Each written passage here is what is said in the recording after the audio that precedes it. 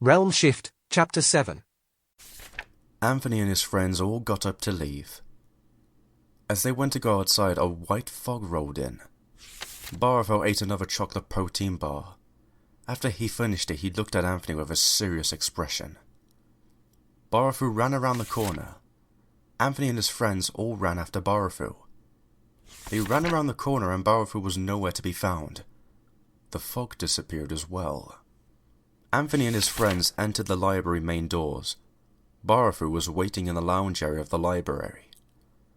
Anthony walked in with his group of friends down the main hallway, entered another set of doors and turned right, entering another room with science fiction books on the shelves. As Anthony's friends browsed the books, Anthony went to the lounge area where Barafu was sitting. Anthony sat down in a chair in front of Barafu. Anthony felt his pocket where the crystal was. Barafu pulled out 2 books from behind the table, one thick one and one thin one. Barafu placed the books on the table, the thick one on top of the thin one. Anthony closed his eyes, then relaxed. Anthony slowly moved the books to an upright place, the thin one leaning on the thick one with his mind. Anthony smiled. Anthony lifted up the books in the air with his mind. 3 months later, Anthony had perfected his psychokinesis skills and Jeremy still hung around him making sure he stayed out of trouble. Barafu was sitting in the same chair in the same lounge area as always, meditating on the Protogen situation. The Protogen's programming was corrupted somehow. He is after a powerful crystal compatible with his systems and never really figures out why. He just does what he does and never relents. The Protogen thinks that his actions are perfect and the only way. Any person questioning the reasoning behind the actions is killed.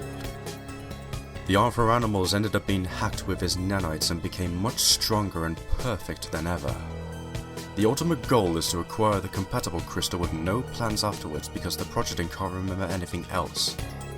Anthony awoke. Anthony spotted a card on the ground. He picked it up and read it. Anthony placed the card in this pocket and walked over to the elevator. The doors opened and all of his friends were there, including Jeremy. Anthony walked inside the elevator. The doors closed.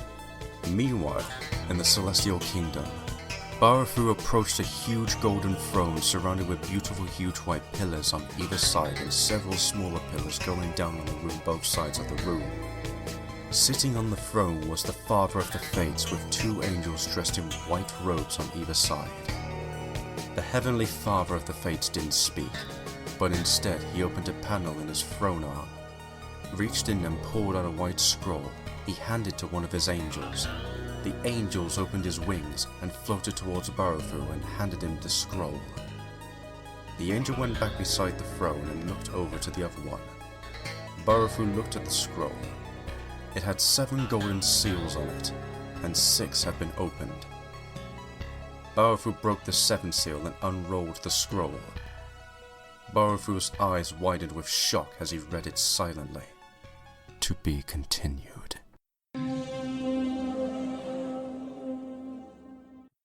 Anthony the Sergal was played by John Fawkes.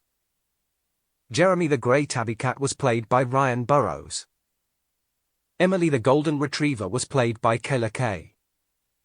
Kalax the Protogen was played by Ardenix. Barafu the Angel Cat was played by Barafu Pineberry.